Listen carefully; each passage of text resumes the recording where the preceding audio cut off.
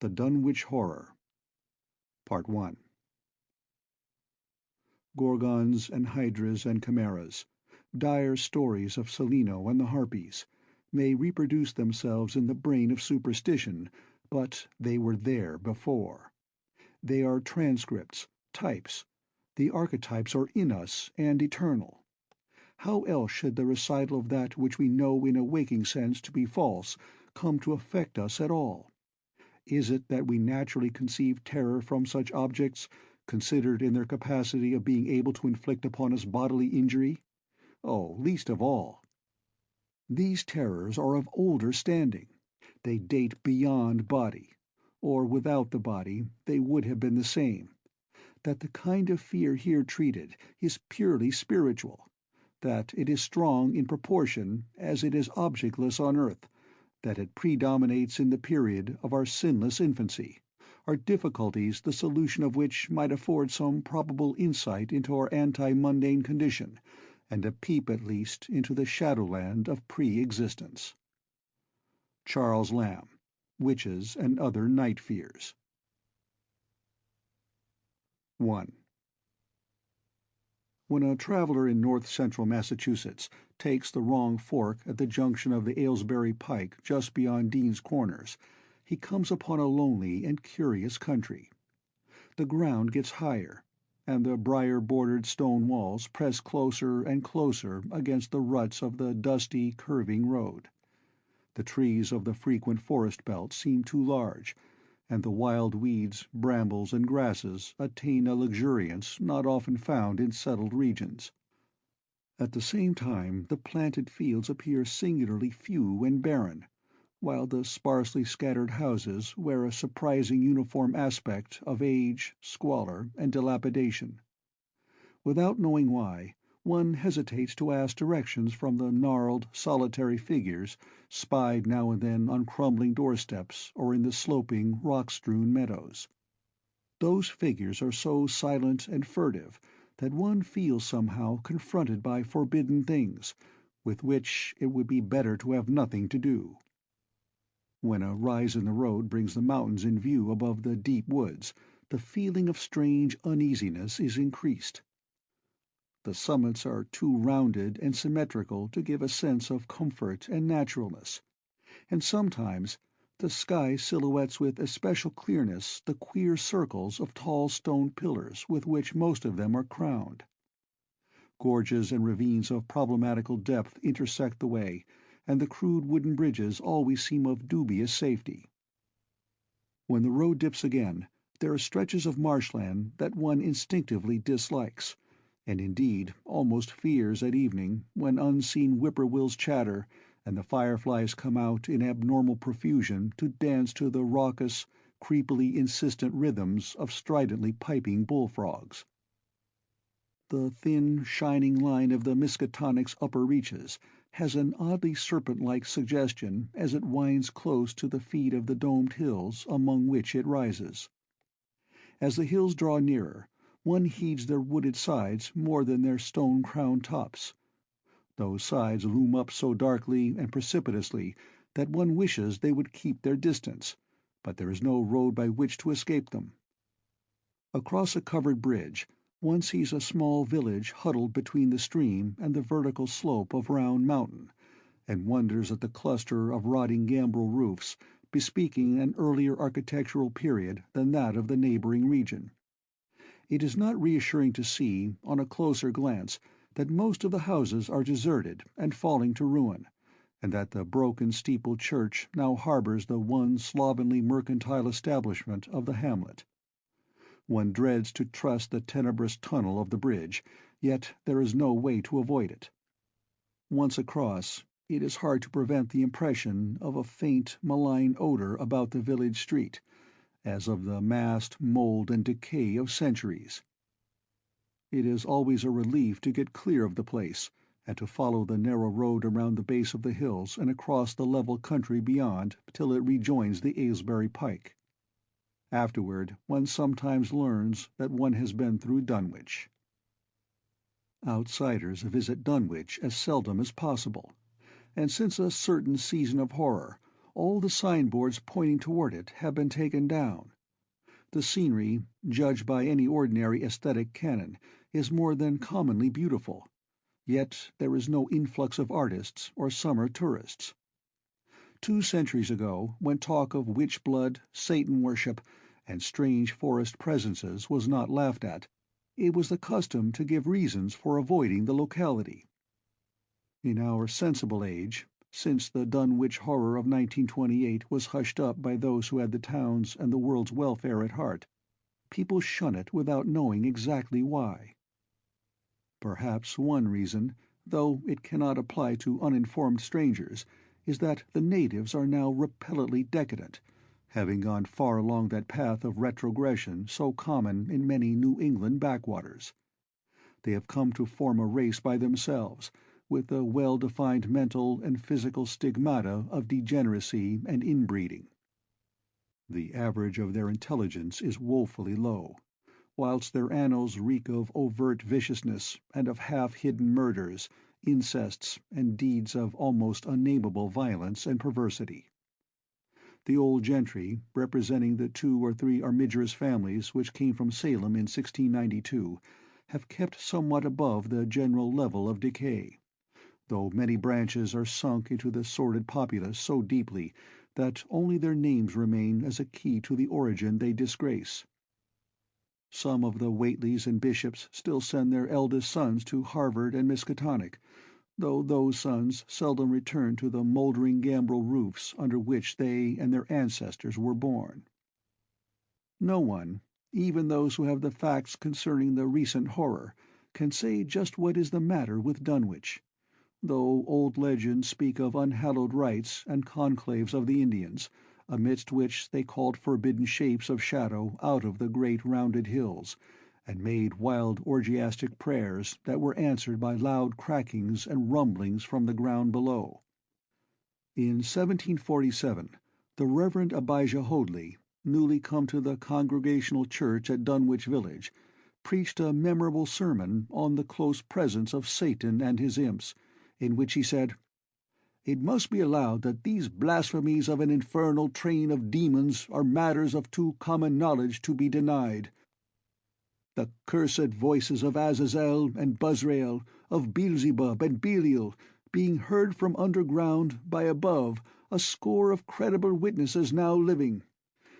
I myself did not more than a fortnight ago catch a very plain discourse of evil powers in the hill behind my house, wherein there were a rattling and rolling, groaning, screeching, and hissing, such as no things of this earth could raise up, and which must needs have come from those caves that only black magic can discover, and only the devil unlock." Mr. Hoadley disappeared soon after delivering this sermon, but the text, printed in Springfield, is still extant. Noises in the hills continue to be reported from year to year, and still form a puzzle to geologists and physiographers. Other traditions tell of foul odors near the hill-crowning circles of stone pillars, and of rushing airy presences to be heard faintly at certain hours from stated points at the bottom of the great ravines, while still others try to explain the Devil's Hop-Yard, a bleak, blasted hillside where no tree, shrub, or grass-blade will grow. Then, too, the natives are mortally afraid of the numerous whippoorwills which grow vocal on warm nights. It is vowed that the birds are psychopomps lying in wait for the souls of the dying, and that they time their eerie cries in unison with the sufferer's struggling breath. If they can catch the fleeing soul when it leaves the body, they instantly flutter away chittering in demoniac laughter, but if they fail, they subside gradually into a disappointed silence. These tales, of course, are obsolete and ridiculous, because they come down from very old times. Dunwich is indeed ridiculously old, older by far than any of the communities within 30 miles of it. South of the village one may still spy the cellar walls and chimney of the ancient Bishop House, which was built before 1700, whilst the ruins of the mill at the Falls, built in 1806, form the most modern piece of architecture to be seen. Industry did not flourish here, and the 19th-century factory movement proved short-lived. Oldest of all are the great rings of rough-hewn stone columns on the hilltops, but these are more generally attributed to the Indians than to the settlers. Deposits of skulls and bones, found within these circles and around the sizable table-like rock on Sentinel Hill, sustain the popular belief that such spots were once the burial places of the Pocumtucks, even though many ethnologists, disregarding the absurd improbability of such a theory, persist in believing the remains Caucasian. 2. It was in the township of Dunwich, in a large and partly inhabited farmhouse set against a hillside 4 miles from the village and a mile and a half from any other dwelling, that Wilbur Whately was born at 5 a.m. on Sunday, the 2nd of February, 1913. This date was recalled because it was Candlemas, which people in Dunwich curiously observe under another name, and because the noises in the hills had sounded, and all the dogs of the countryside had barked persistently throughout the night before. Less worthy of notice was the fact that the mother was one of the decadent Whateleys, a somewhat deformed and unattractive albino woman of 35, living with an aged and half-insane father about whom the most frightful tales of wizardry had been whispered in his youth. Lavinia Whately had no known husband, but according to the custom of the region made no attempt to disavow the child, concerning the other side of whose ancestry the country folk might, and did, speculate as widely as they chose. On the contrary, she seemed strangely proud of the dark, goatish-looking infant who formed such a contrast to her own sickly and pink-eyed albinism, and was heard to mutter many curious prophecies about its unusual powers and tremendous future.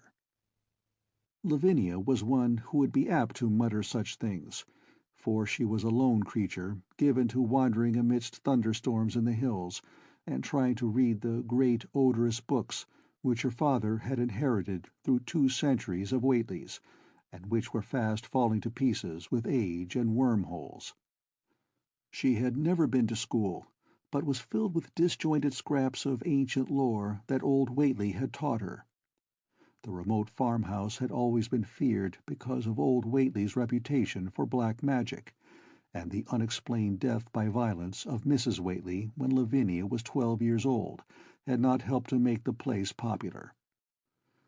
Isolated among strange influences, Lavinia was fond of wild and grandiose daydreams and singular occupations, nor was her leisure much taken up by household cares in a home from which all standards of order and cleanliness had long since disappeared.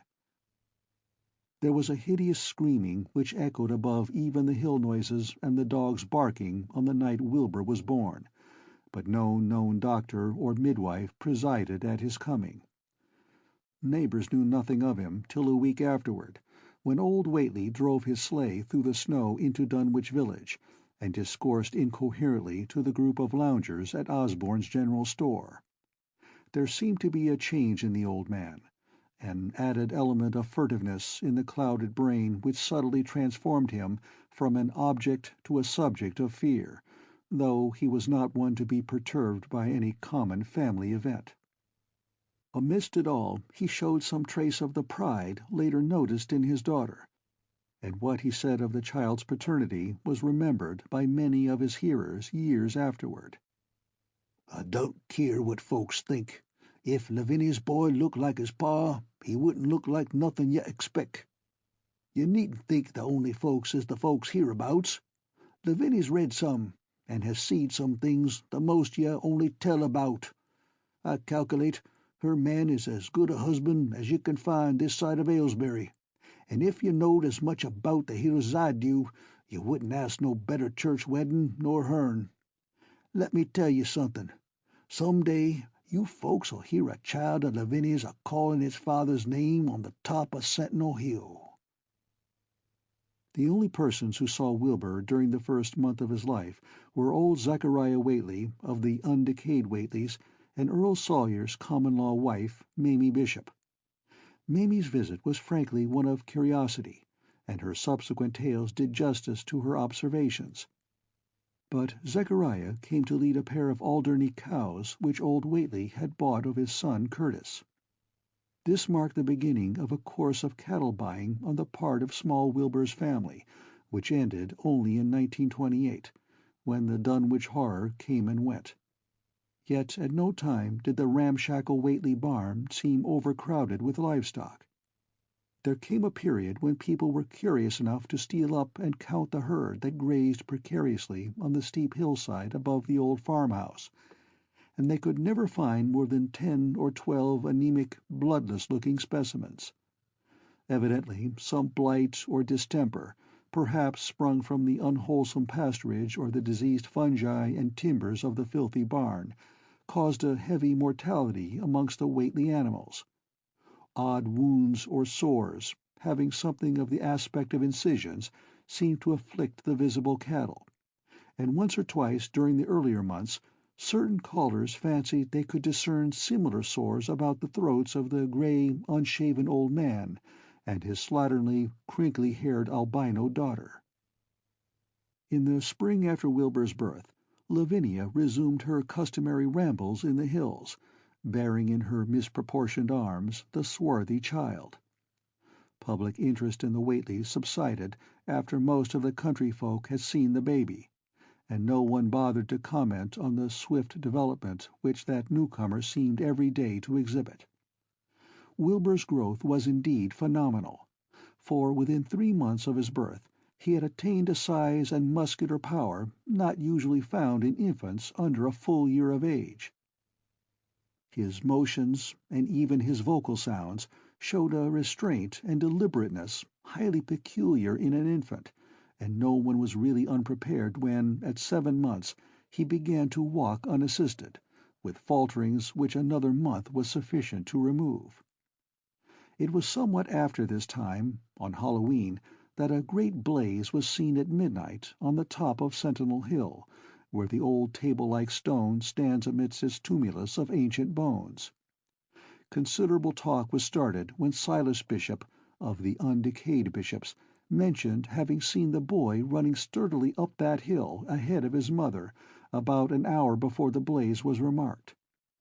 Silas was rounding up a stray heifer, but he nearly forgot his mission when he fleetingly spied the 2 figures in the dim light of his lantern.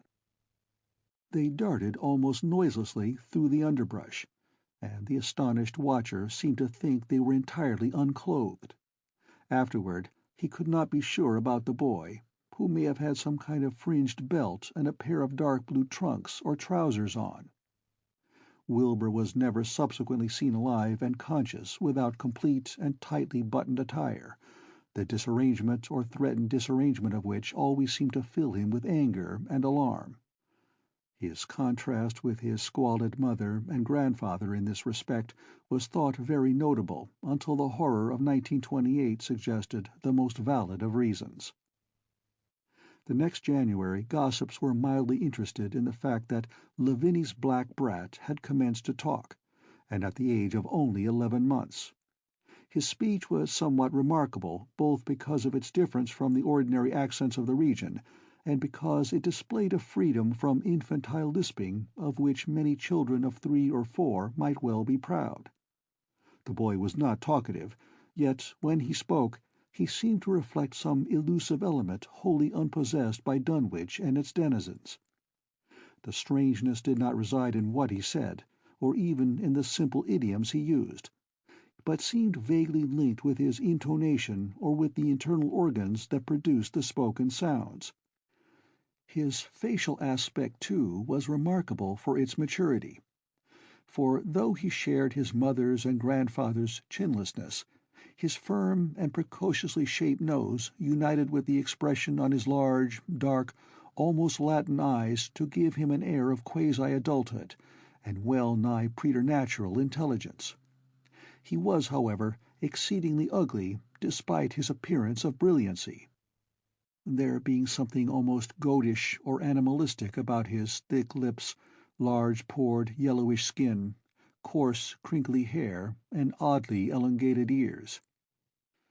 He was soon disliked even more decidedly than his mother and grandsire, and all conjectures about him were spiced with references to the bygone magic of old Whately, and how the hills once shook when he shrieked the dreadful name of Yog Sothoth in the midst of a circle of stones with a great book open in his arms before him.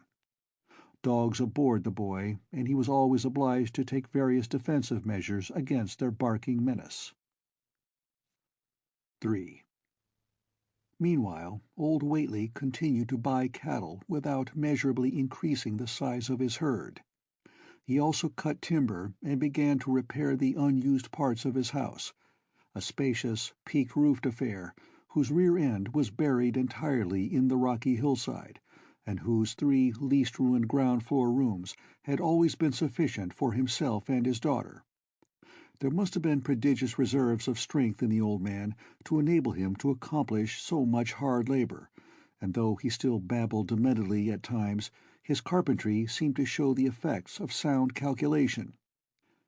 It had really begun as soon as Wilbur was born, when one of the many tool sheds had been put suddenly in order, clapboarded and fitted with a stout fresh lock.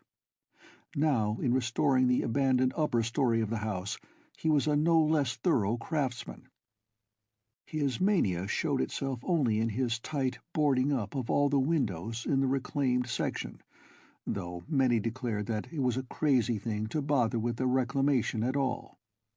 Less inexplicable was his fitting up of another downstairs room for his new grandson, a room which several callers saw, though no one was ever admitted to the closely boarded upper story. This chamber he lined with tall, firm shelving, along which he began gradually to arrange, in apparently careful order, all the rotting ancient books and parts of books which during his own day had been heaped promiscuously in odd corners of the various rooms. "I made some use of 'em," he would say as he tried to mend a torn black-letter page with paste prepared on the rusty kitchen stove. "But the boy's fitting to make better use of 'em. He'd orter have 'em as well sot as he kin, for they're goin' to be all of his larnin'." When Wilbur was a year and 7 months old, in September of 1914, his size and accomplishments were almost alarming. He had grown as large as a child of 4, and was a fluent and incredibly intelligent talker. He ran freely about the fields and hills, and accompanied his mother on all her wanderings. At home he would pore diligently over the queer pictures and charts in his grandfather's books, while old Whately would instruct and catechize him through long, hushed afternoons. By this time the restoration of the house was finished, and those who watched it wondered why one of the upper windows had been made into a solid plank door. It was a window in the rear of the east gable end, close against the hill, and no one could imagine why a cleated wooden runway was built up to it from the ground. About the period of this work's completion, people noticed that the old tool-house, tightly locked and windowlessly clapboarded since Wilbur's birth, had been abandoned again. The door swung listlessly open, and when Earl Sawyer once stepped within after a cattle-selling call on old Whately, he was quite discomposed by the singular odor he encountered, such a stench, he averred, as he had never before smelt in all his life, except near the Indian circles on the hills, and which could not come from anything sane or of this earth. But then, the homes and sheds of Dunwich folk have never been remarkable for olfactory immaculateness. The following months were void of visible events, save that everyone swore to a slow but steady increase in the mysterious hill noises. On May Eve of 1915, there were tremors which even the Aylesbury people felt, whilst the following Halloween produced an underground rumbling queerly synchronized with bursts of flame. "Them witch Whately's doin's," from the summit of Sentinel Hill. Wilbur was growing up uncannily, so that he looked like a boy of 10 as he entered his 4th year. He read avidly by himself now, but talked much less than formerly. A settled taciturnity was absorbing him, and for the first time people began to speak specifically of the dawning look of evil in his goatish face. He would sometimes mutter an unfamiliar jargon and chant in bizarre rhythms which chilled the listener with a sense of unexplainable terror. The aversion displayed toward him by dogs had now become a matter of wide remark, and he was obliged to carry a pistol in order to traverse the countryside in safety. His occasional use of the weapon did not enhance his popularity amongst the owners of canine guardians. The few callers at the house would often find Lavinia alone on the ground floor, while odd cries and footsteps resounded in the boarded-up second story. She would never tell what her father and the boy were doing up there, though once she turned pale and displayed an abnormal degree of fear when a jocose fish peddler tried the locked door leading to the stairway. That peddler told the store loungers at Dunwich Village that he thought he heard a horse stamping on that floor above. The loungers reflected, thinking of the door and runway, and of the cattle that so swiftly disappeared. Then they shuddered as they recalled tales of old Whately's youth, and of the strange things that are called out of the earth when a bullock is sacrificed at the proper time to certain heathen gods. It had for some time been noticed that dogs had begun to hate and fear the whole Whately place as violently as they hated and feared young Wilbur personally. In 1917 the war came, and Squire Sawyer Whately, as chairman of the local draft board, had hard work finding a quota of young Dunwich men fit even to be sent to a development camp. The government, alarmed at such signs of wholesale regional decadence, sent several officers and medical experts to investigate, conducting a survey which New England newspaper readers may still recall. It was the publicity attending this investigation which set reporters on the track of the Whateleys, and caused the Boston Globe and Arkham Advertiser to print flamboyant Sunday stories of young Wilbur's precociousness, old Whately's black magic, the shelves of strange books, the sealed second story of the ancient farmhouse, and the weirdness of the whole region and its hill noises. Wilbur was 4.5 then, and looked like a lad of 15. His lip and cheek were fuzzy with a coarse dark down, and his voice had begun to break. Earl Sawyer went out to the Whately place with whole sets of reporters and cameramen, and called their attention to the queer stench which now seemed to trickle down from the sealed upper spaces.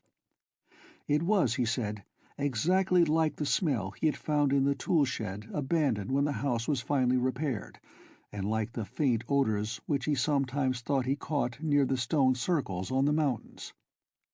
Dunwich folk read the stories when they appeared, and grinned over the obvious mistakes. They wondered, too, why the writers had made so much of the fact that old Whately always paid for his cattle in gold pieces of extremely ancient date. The Whateleys had received their visitors with ill-concealed distaste, though they did not dare court further publicity by a violent resistance or refusal to talk. 4.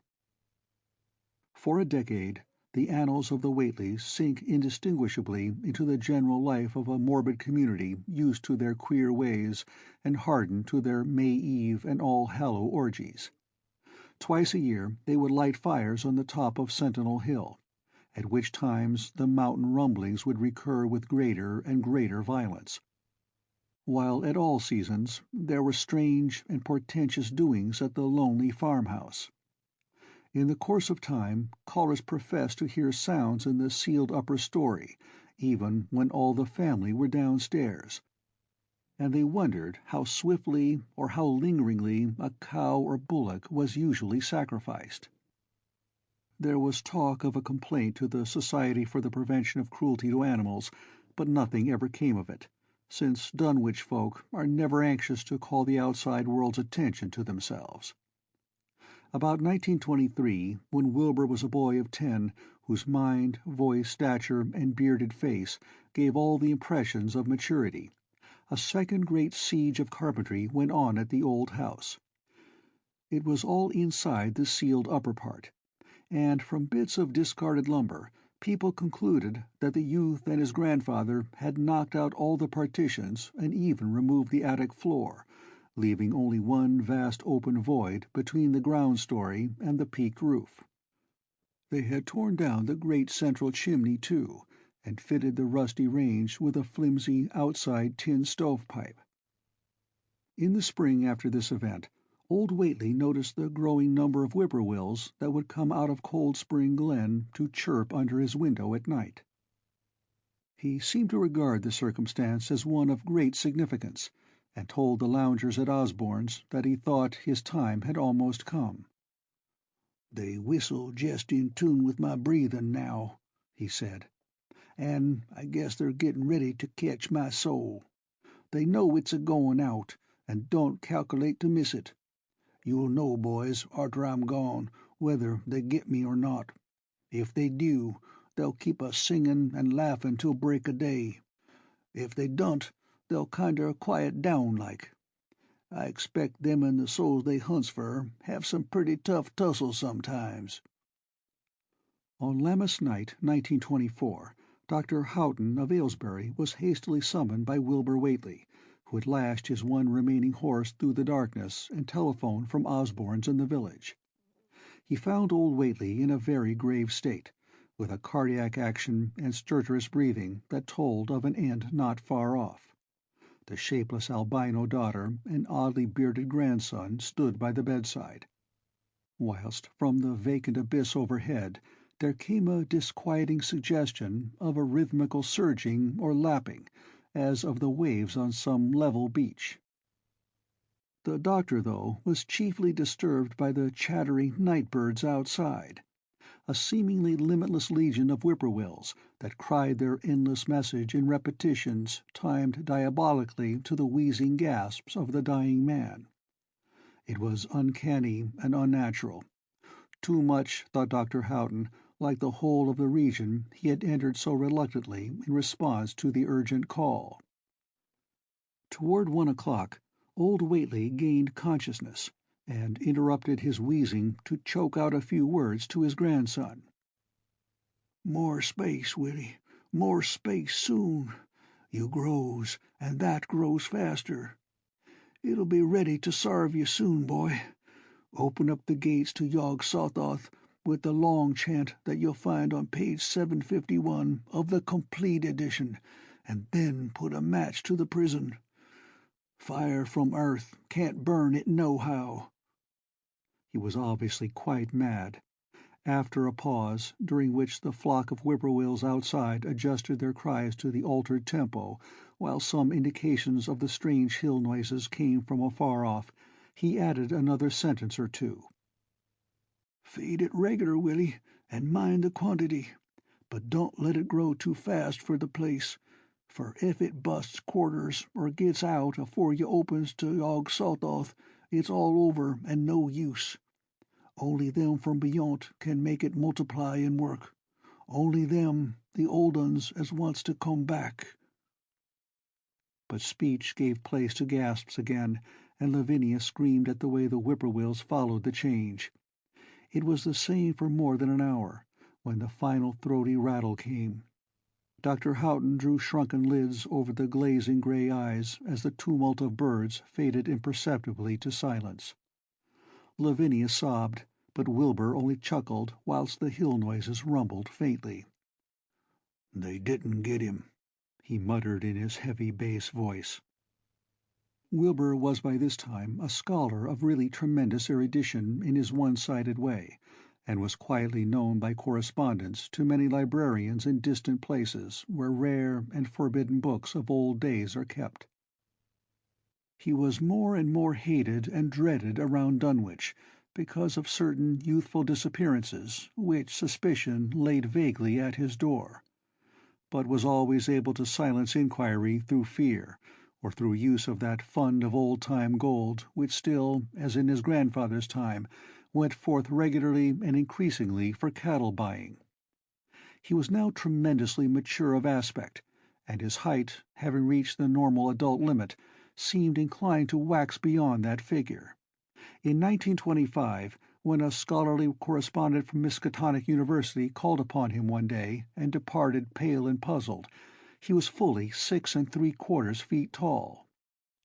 Through all the years Wilbur had treated his half-deformed albino mother with a growing contempt, finally forbidding her to go to the hills with him on May Eve and Hallowmass, and in 1926 the poor creature complained to Mamie Bishop of being afraid of him. "They's more about him as I knows than I can tell you, Mamie," she said, "and nowadays there's more nor what I know myself.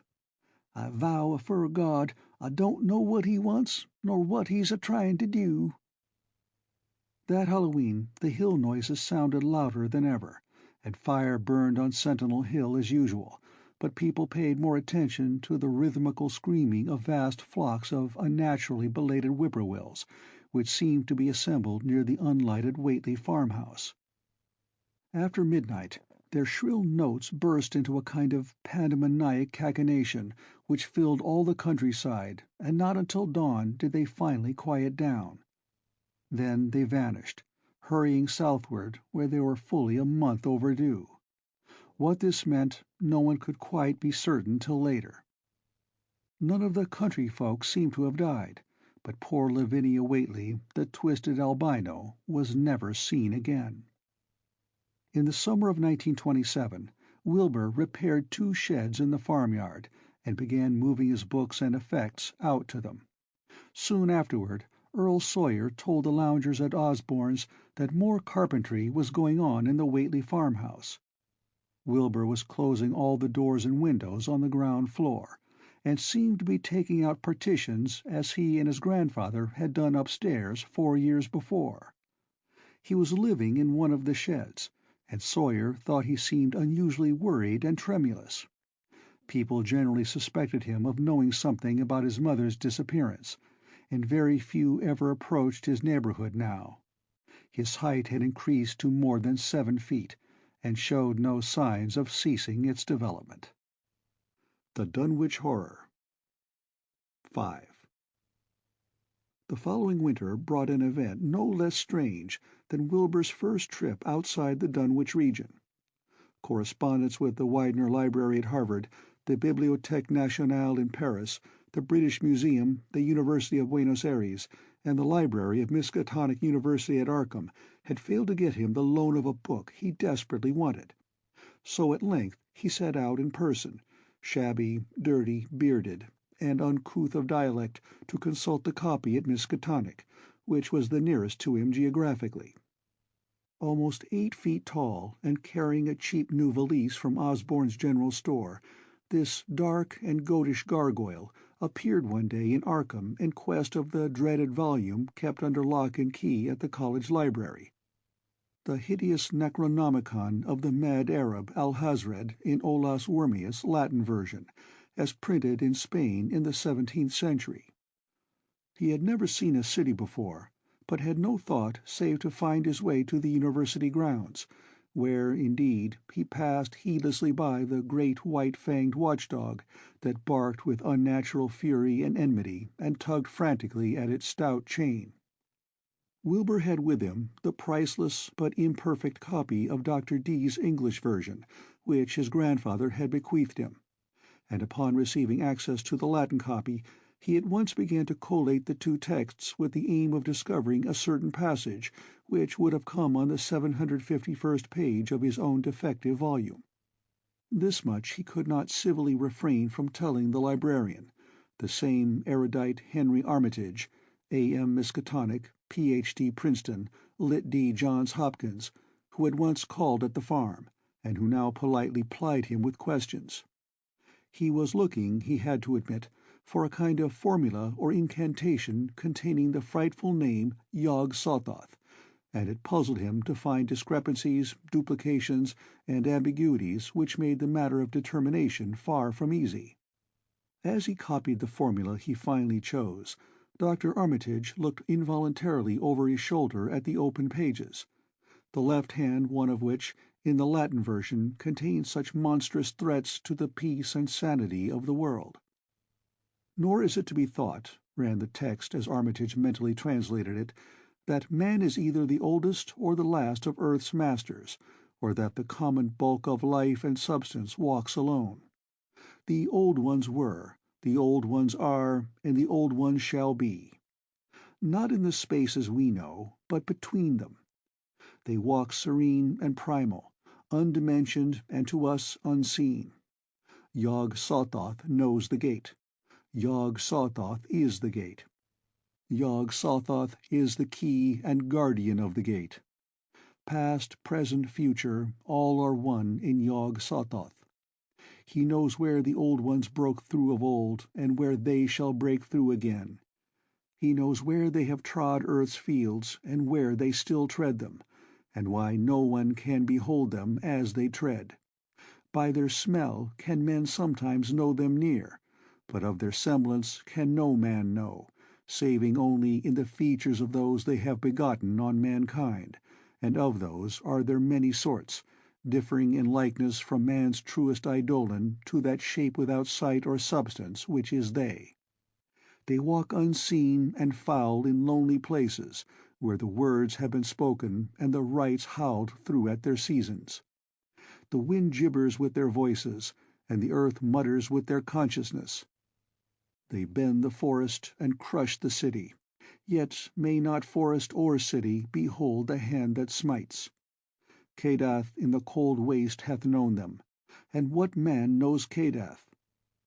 The ice desert of the south and the sunken isles of ocean hold stones whereon their seal is engraven, but who hath seen the deep frozen city or the sealed tower long garlanded with seaweed and barnacles? Great Cthulhu is their cousin, yet can he spy them only dimly. Ea Shub Niggurath, as a foulness shall ye know them. Their hand is at your throats, yet ye see them not, and their habitation is even one with your guarded threshold.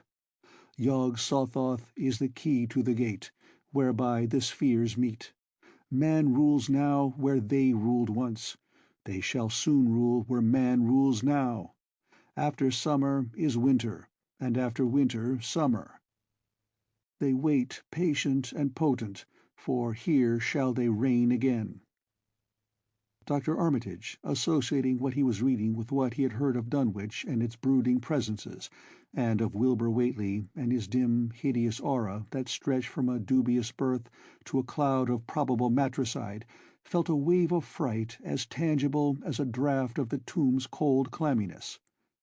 The bent, goatish giant before him seemed like the spawn of another planet or dimension, like something only partly of mankind, and linked to black gulfs of essence and entity that stretched like Titan phantasms beyond all spheres of force and matter, space and time. Presently Wilbur raised his head and began speaking in that strange, resonant fashion which hinted at sound-producing organs unlike the run of mankind's.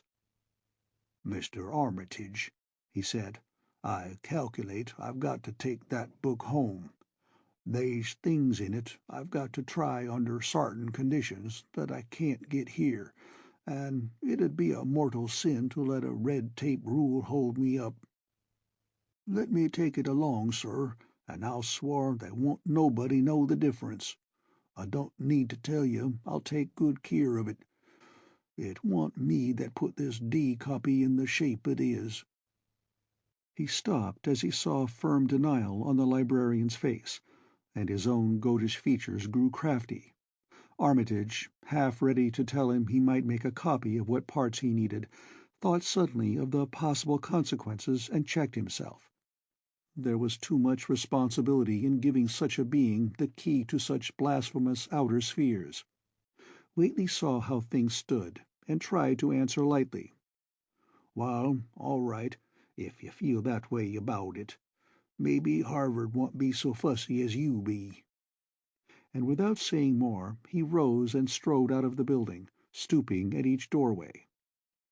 Armitage heard the savage yelping of the great watchdog, and studied Whately's gorilla-like lope as he crossed the bit of campus visible from the window.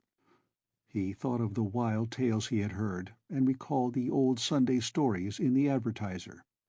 These things, and the lore he had picked up from Dunwich rustics and villagers during his one visit there. Unseen things not of earth, or at least not of tri-dimensional earth, rushed fetid and horrible through New England's glens, and brooded obscenely on the mountain tops. Of this he had long felt certain. Now he seemed to sense the close presence of some terrible part of the intruding horror, and to glimpse a hellish advance in the black dominion of the ancient and once passive nightmare. He locked away the Necronomicon with a shudder of disgust, but the room still reeked with an unholy and unidentifiable stench. "As a foulness shall ye know them," he quoted. Yes, the odor was the same as that which had sickened him at the Whately farmhouse less than 3 years before.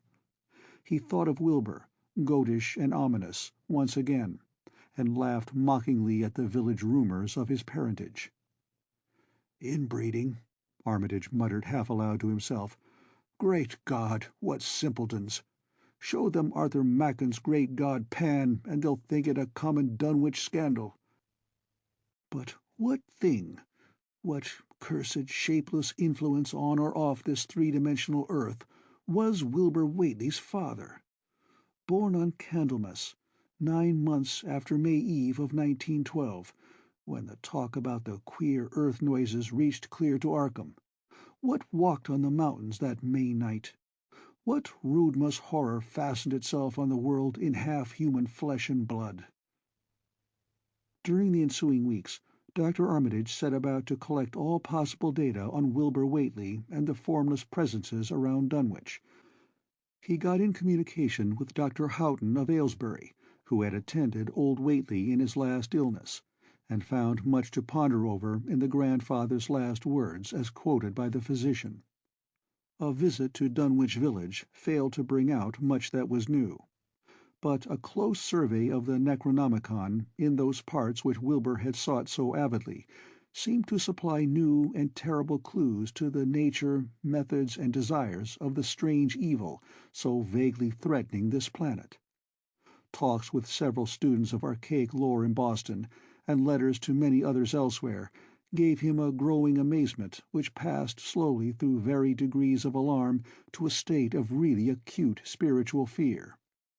As the summer drew on, he felt dimly that something ought to be done about the lurking terrors of the upper Miskatonic Valley, and about the monstrous being known to the human world as Wilbur Whately. 6. The Dunwich horror itself came between Lammas and the equinox in 1928, and Dr. Armitage was among those who witnessed its monstrous prologue. He had heard, meanwhile, of Whately's grotesque trip to Cambridge, and of his frantic efforts to borrow or copy from the Necronomicon at the Widener Library. Those efforts had been in vain, since Armitage had issued warnings of the keenest intensity to all librarians having charge of the dreaded volume. Wilbur had been shockingly nervous at Cambridge, anxious for the book, yet almost equally anxious to get home again, as if he feared the results of being away long. Early in August, the half-expected outcome developed, and in the small hours of the 3rd, Dr. Armitage was awakened suddenly by the wild, fierce cries of the savage watchdog on the college campus. Deep and terrible, the snarling, half-mad growls and barks continued, always in mounting volume, but with hideously significant pauses. Then there rang out a scream from a wholly different throat, such a scream as roused half the sleepers of Arkham and haunted their dreams ever afterward, such a scream as could come from no being born of earth or wholly of earth. Armitage hastened into some clothing and rushed across the street and lawn to the college buildings, saw that others were ahead of him, and heard the echoes of a burglar alarm still shrilling from the library. An open window showed black and gaping in the moonlight. What had come had indeed completed its entrance, for the barking and the screaming, now fast fading into a mixed low growling and moaning, proceeded unmistakably from within. Some instinct warned Armitage that what was taking place was not a thing for unfortified eyes to see, so he brushed back the crowd with authority as he unlocked the vestibule door. Among the others he saw Professor Warren Rice and Dr. Francis Morgan, men to whom he had told some of his conjectures and misgivings, and these two he motioned to accompany him inside. The inward sounds, except for a watchful, droning whine from the dog, had by this time quite subsided.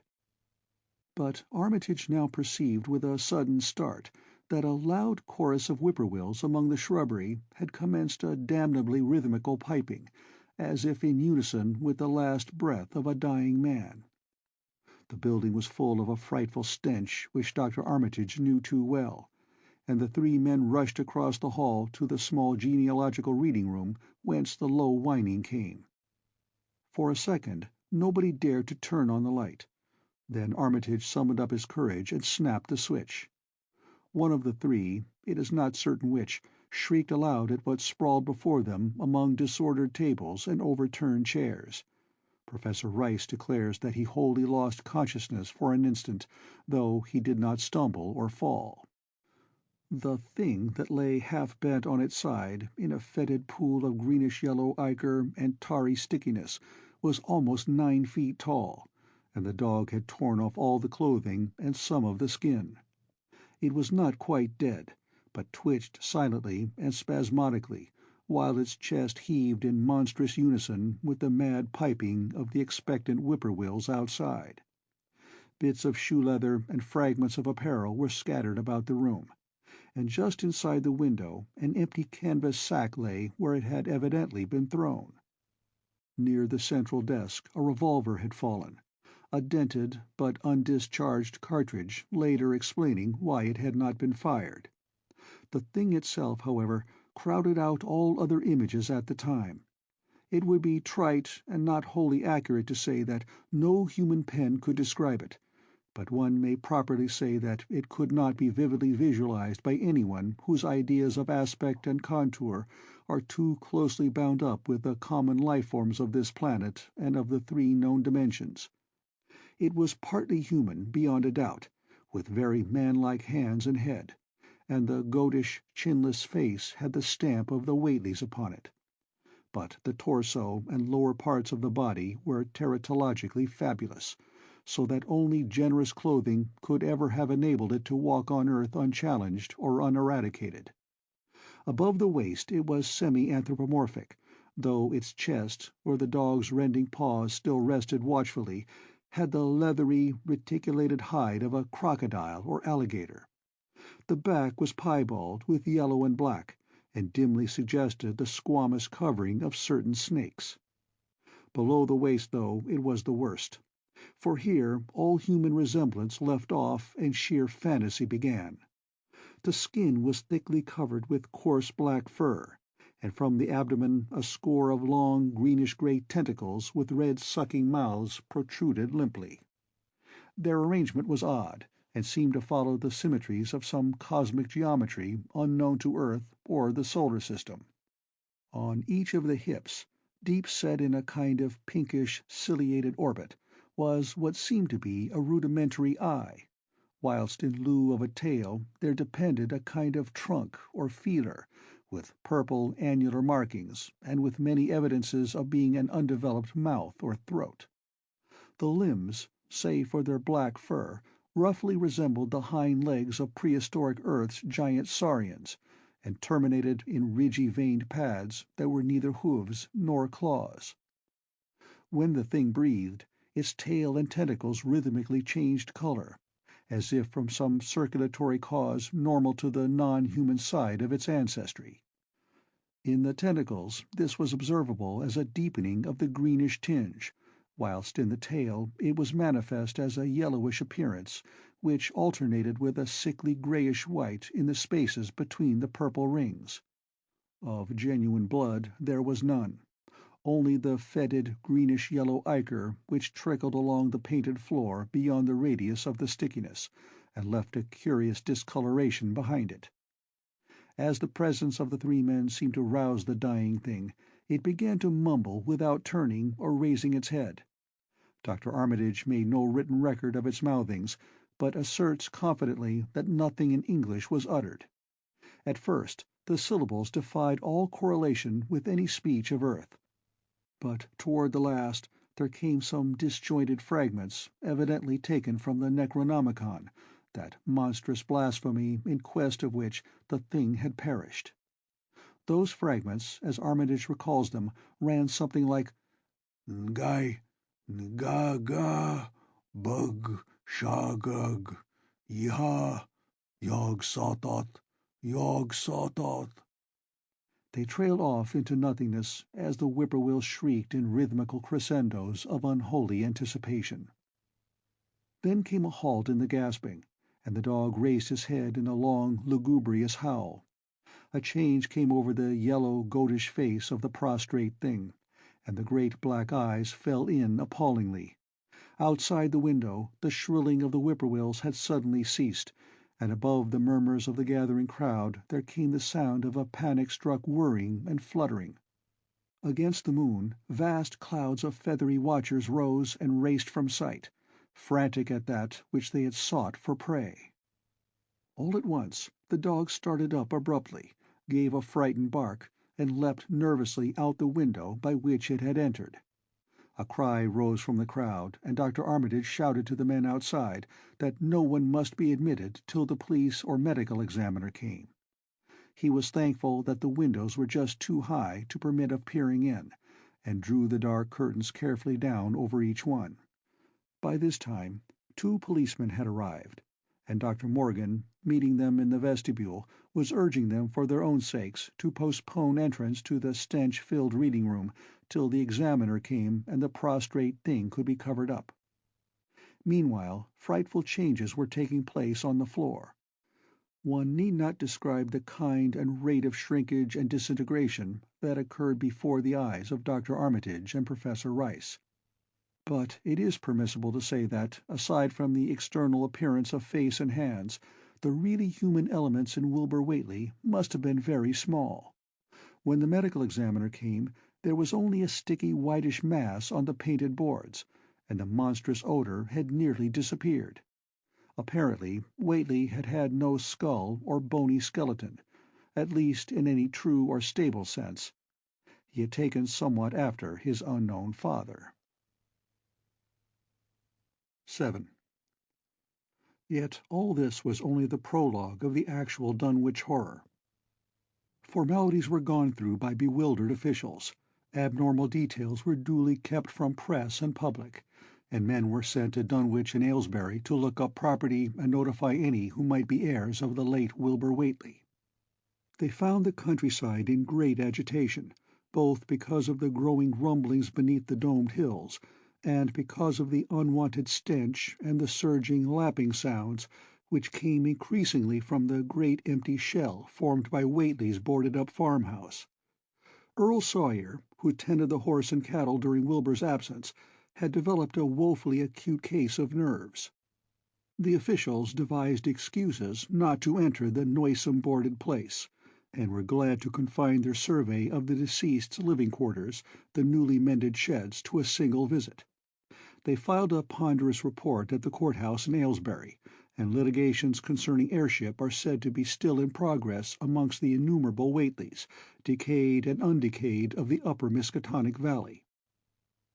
An almost interminable manuscript in strange characters, written in a huge ledger and adjudged a sort of diary because of the spacing and the variations in ink and penmanship, presented a baffling puzzle to those who found it on the old bureau which served as its owner's desk. After a week of debate it was sent to Miskatonic University, together with the deceased's collection of strange books, for study and possible translation. But even the best linguist soon saw that it was not likely to be unriddled with ease. No trace of the ancient gold with which Wilbur and old Whately always paid their debts has yet been discovered. It was in the dark of September 9th that the horror broke loose. The hill noises had been very pronounced during the evening, and dogs barked frantically all night. Early risers on the 10th noticed a peculiar stench in the air. About 7 o'clock, Luther Brown, the hired boy at George Corey's, between Cold Spring Glen and the village, rushed frenziedly back from his morning trip to 10-Acre Meadow with the cows. He was almost convulsed with fright as he stumbled into the kitchen, and in the yard outside the no less frightened herd were pawing and lowing pitifully, having followed the boy back in the panic they shared with him. Between gasps, Luther tried to stammer out his tale to Mrs. Corey.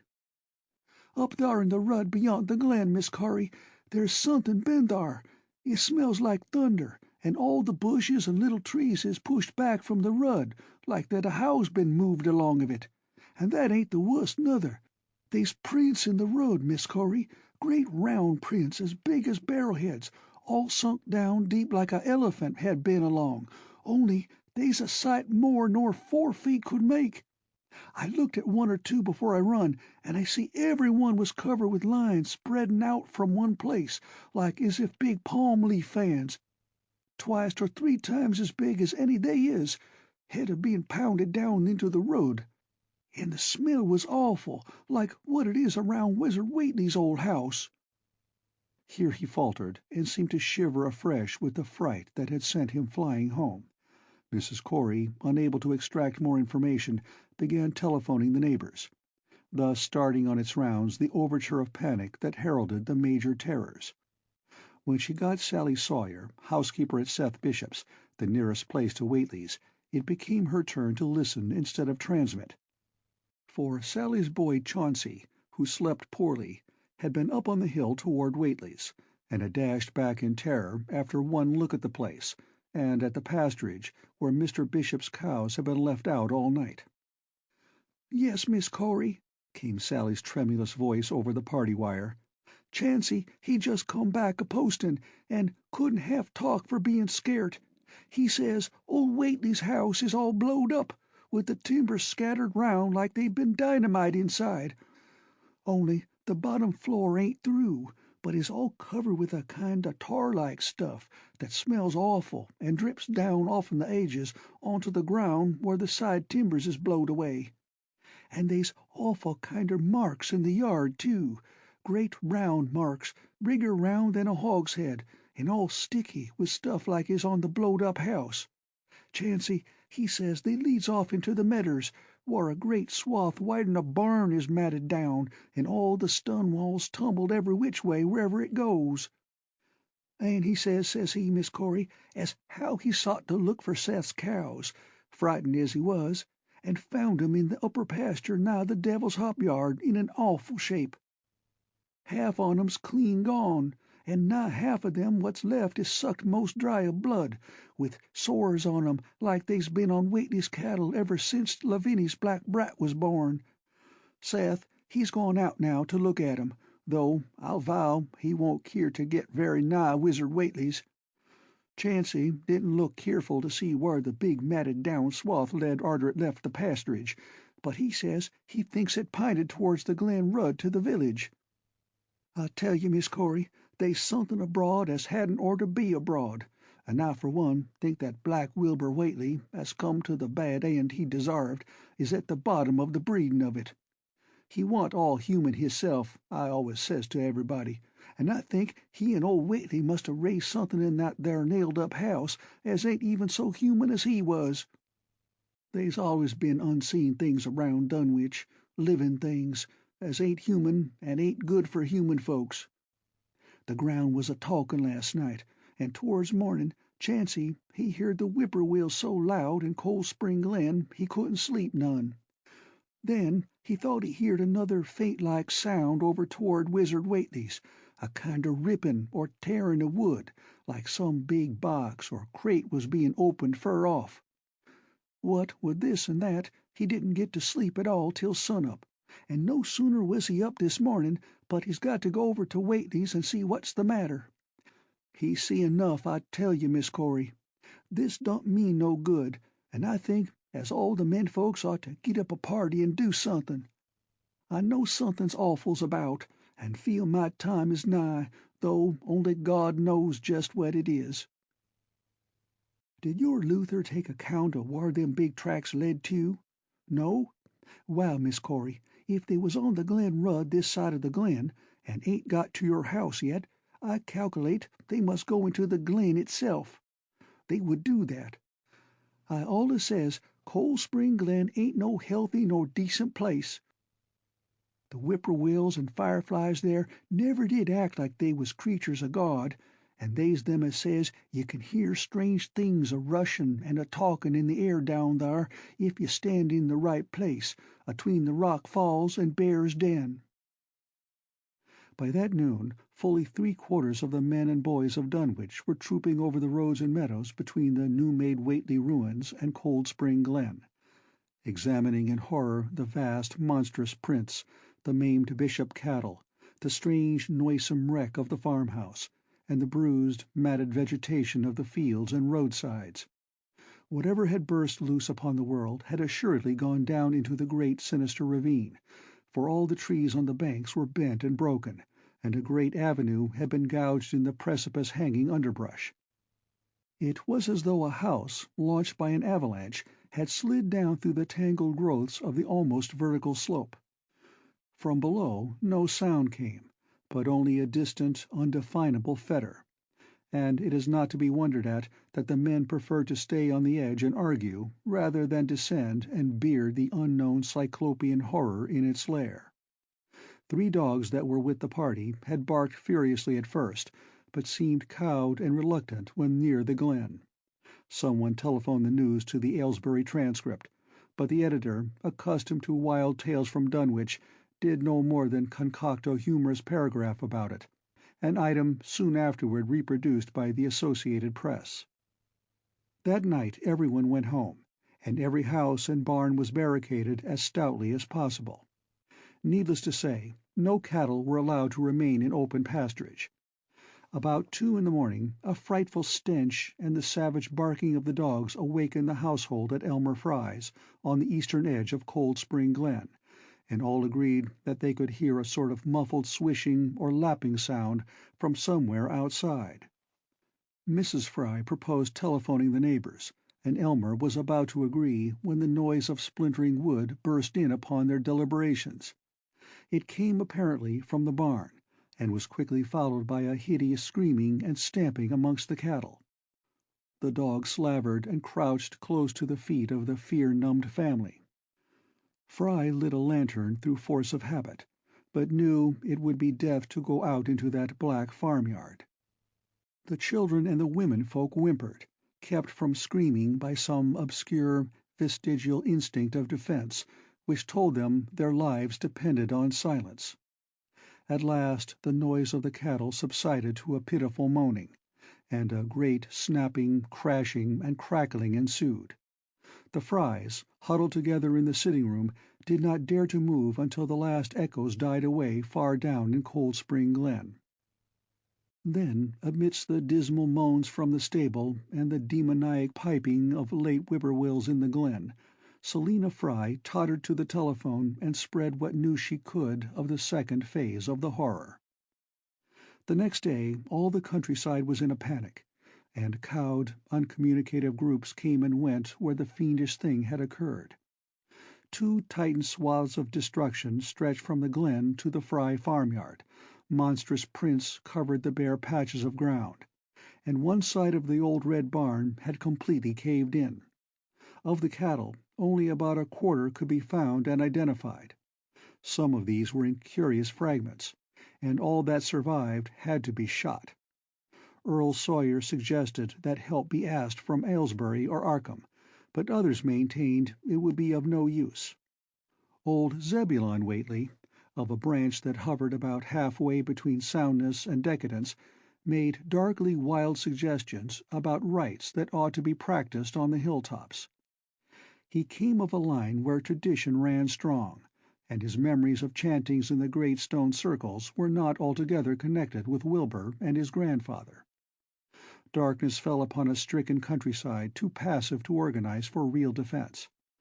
In a few cases closely related families would band together and watch in the gloom under one roof, but in general there was only a repetition of the barricading of the night before, and a futile, ineffective gesture of loading muskets and setting pitchforks handily about. Nothing, however, occurred except some hill noises, and when the day came there were many who hoped that the new horror had gone as swiftly as it had come. There were even bold souls who proposed an offensive expedition down in the glen, though they did not venture to set an actual example to the still reluctant majority. When night came again, the barricading was repeated, though there was less huddling together of families.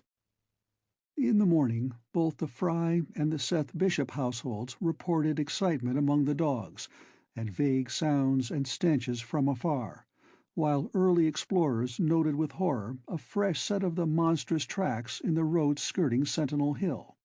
As before, the sides of the road showed a bruising indicative of the blasphemously stupendous bulk of the horror, whilst the conformation of the tracks seemed to argue a passage in two directions, as if the moving mountain had come from Cold Spring Glen and returned to it along the same path. At the base of the hill a 30-foot swath of crushed shrubbery and saplings led steeply upward, and the seekers gasped when they saw that even the most perpendicular places did not deflect the inexorable trail. Whatever the horror was, it could scale a sheer stony cliff of almost complete verticality, and as the investigators climbed around to the hill summit by safer routes, they saw that the trail ended, or rather reversed, there. It was here that the Whateleys used to build their hellish fires and chant their hellish rituals by the table-like stone on May Eve and Hallowmass. Now that very stone formed the center of a vast space thrashed around by the mountainous horror, whilst upon its slightly concave surface was a thick, fetid deposit of the same tarry stickiness observed on the floor of the ruined Whately farmhouse when the horror escaped.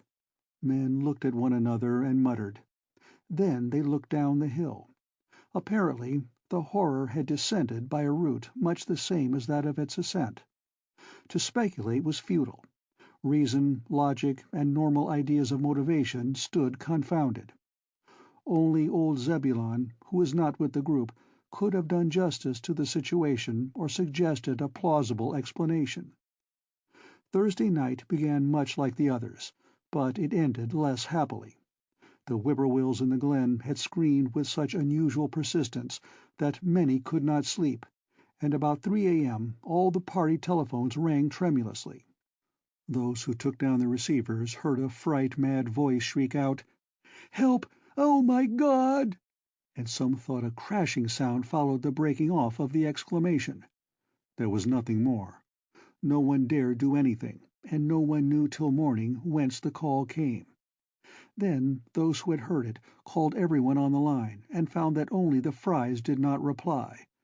The truth appeared an hour later, when a hastily assembled group of armed men trudged out to the Fry place at the head of the glen. It was horrible, yet hardly a surprise. There were more swaths and monstrous prints, but there was no longer any house. It had caved in like an eggshell, and amongst the ruins nothing living or dead could be discovered, only a stench and a tarry stickiness. The Elmer Frys had been erased from Dunwich. Dunwich Horror 8. In the meantime, a quieter, yet even more spiritually poignant phase of the horror had been blackly unwinding itself behind the closed door of a shelf-lined room in Arkham. The curious manuscript record or diary of Wilbur Whately, delivered to Miskatonic University for translation, had caused much worry and bafflement among the experts in languages both ancient and modern. Its very alphabet, notwithstanding a general resemblance to the heavily shaded Arabic used in Mesopotamia, being absolutely unknown to any available authority. The final conclusion of the linguists was that the text represented an artificial alphabet, giving the effect of a cipher, though none of the usual methods of cryptographic solution seemed to furnish any clue, even when applied on the basis of every tongue the writer might conceivably have used. The ancient books taken from Whately's quarters, while absorbingly interesting and in several cases promising to open up new and terrible lines of research among philosophers and men of science, were of no assistance whatever in this matter. One of them, a heavy tome with an iron clasp, was in another unknown alphabet, this one of a very different cast, and resembling Sanskrit more than anything else. The old ledger was at length given wholly into the charge of Dr. Armitage, both because of his peculiar interest in the Whately matter, and because of his wide linguistic learning and skill in the mystical formulae of antiquity and Middle Ages. Armitage had an idea that the alphabet might be something esoterically used by certain forbidden cults which have come down from old times, and which have inherited many forms and traditions from the wizards of the Saracenic world. That question, however, he did not deem vital, since it would be unnecessary to know the origin of the symbols if, as he suspected, they were used as a cipher in a modern language. It was his belief that, considering the great amount of text involved, the writer would scarcely have wished the trouble of using another speech than his own, save perhaps in certain special formulae and incantations. Accordingly, he attacked the manuscript with the preliminary assumption that the bulk of it was in English. Dr. Armitage knew, from the repeated failures of his colleagues, that the riddle was a deep and complex one, and that no simple mode of solution could merit even a trial.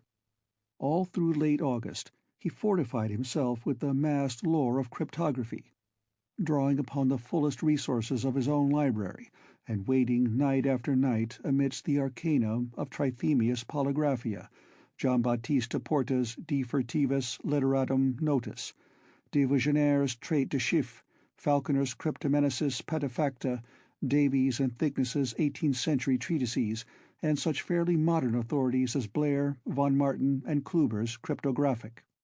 He interspersed his study of the books with attacks on the manuscript itself, and in time became convinced that he had to deal with one of those subtlest and most ingenious of cryptograms, in which many separate lists of corresponding letters are arranged like the multiplication table, and the message built up with arbitrary keywords known only to the initiated. The older authorities seemed rather more helpful than the newer ones, and Armitage concluded that the code of the manuscript was one of great antiquity, no doubt handed down through a long line of mystical experimenters. Several times he seemed near daylight, only to be set back by some unforeseen obstacle. Then, as September approached, the clouds began to clear. Certain letters, as used in certain parts of the manuscript, emerged definitely and unmistakably, and it became obvious that the text was indeed in English. On the evening of September 2nd, the last major barrier gave way, and Dr. Armitage read for the first time a continuous passage of Wilbur Whately's Annals. It was in truth a diary, as all had thought, and it was couched in a style clearly showing the mixed occult erudition and general illiteracy of the strange being who wrote it. Almost the first long passage that Armitage deciphered, an entry dated November 26, 1916, proved highly startling and disquieting. It was written, he remembered, by a child of 3 1/2 who looked like a lad of 12 or 13. "Today learn the Aklo for the Sabbath," it ran, "which did not like, it being answerable from the hill and not from the air. That upstairs more ahead of me than I thought it would be, and is not like to have much earth brain. Shot Elam Hutchinson's collie Jack when he went to bite me, and Elam says he would kill me if he dast. I guess he won't. Grandfather kept me saying the Doe formula last night, and I think I saw the inner city at the 2 magnetic poles. I shall go to those poles when the earth is cleared off, if I can't break through with the Doe-Na formula when I commit it. They from the air told me at Sabbath that it will be years before I can clear off the earth, and I guess Grandfather will be dead then, so I shall have to learn all the angles of the planes and all the formulas between the Ur and the Ningyur. They from outside will help, but they cannot take body without human blood. That upstairs looks it will have the right cast. I can see it a little when I make the Urish sign or blow the power of Ibn Ghazi at it, and it is near like them at May Eve on the hill. The other face may wear off some. I wonder how I shall look when the earth is cleared and there are no earth beings on it. He that came with the Aklo Sabbath said I may be transfigured, there being much of outside to work on." Morning found Dr. Armitage in a cold sweat of terror and a frenzy of wakeful concentration. He had not left the manuscript all night, but sat at his table under the electric light, turning page after page with shaking hands as fast as he could decipher the cryptic text. He had nervously telephoned his wife he would not be home, and when she brought him a breakfast from the house he could scarcely dispose of a mouthful. All that day he read on, now and then halted maddeningly as a reapplication of the complex key became necessary. Lunch and dinner were brought him, but he ate only the smallest fraction of either. Toward the middle of the next night he drowsed off in his chair, but soon woke out of a tangle of nightmares almost as hideous as the truths and menaces to man's existence that he had uncovered. On the morning of September 4th, Professor Rice and Dr. Morgan insisted on seeing him for a while, and departed trembling and ashen gray. That evening he went to bed, but slept only fitfully. Wednesday, the next day, he was back at the manuscript, and began to take copious notes both from the current sections and from those he had already deciphered. In the small hours of that night he slept a little in an easy-chair in his office, but was at the manuscript again before dawn. Some time before noon his physician, Dr. Hartwell, called to see him and insisted that he cease work. He refused, intimating that it was of the most vital importance for him to complete the reading of the diary, and promising an explanation in due course of time. That evening, just as twilight fell, he finished his terrible perusal and sank back exhausted. His wife, bringing his dinner, found him in a half-comatose state, but he was conscious enough to warn her off with a sharp cry when he saw her eyes wander toward the notes he had taken. Weakly rising, he gathered up the scribbled papers and sealed them all in a great envelope, which he immediately placed in his inside coat pocket. He had sufficient strength to get home, but was so clearly in need of medical aid that Dr. Hartwell was summoned at once. As the doctor put him to bed, he could only mutter over and over again, "But what in God's name can we do?" Dr. Armitage slept, but was partly delirious the next day. He made no explanations to Hartwell, but in his calmer moments spoke of the imperative need of a long conference with Rice and Morgan. His wilder wanderings were very startling indeed, including frantic appeals that something in a boarded-up farmhouse be destroyed, and fantastic references to some plan for the extirpation of the entire human race and all animal and vegetable life from the earth by some terrible elder race of beings from another dimension. He would shout that the world was in danger, since the elder things wished to strip it and drag it away from the solar system and cosmos of matter into some other plane or phase of entity from which it had once fallen, vigintillions of eons ago. At other times he would call for the dreaded Necronomicon and the Demonolatreia of Remigius, in which he seemed hopeful of finding some formula to check the peril he conjured up. "Stop them! Stop them!" he would shout. "Those Whateleys meant to let them in, and the worst of all is left. Tell Rice and Morgan we must do something. It's a blind business, but I know how to make the powder.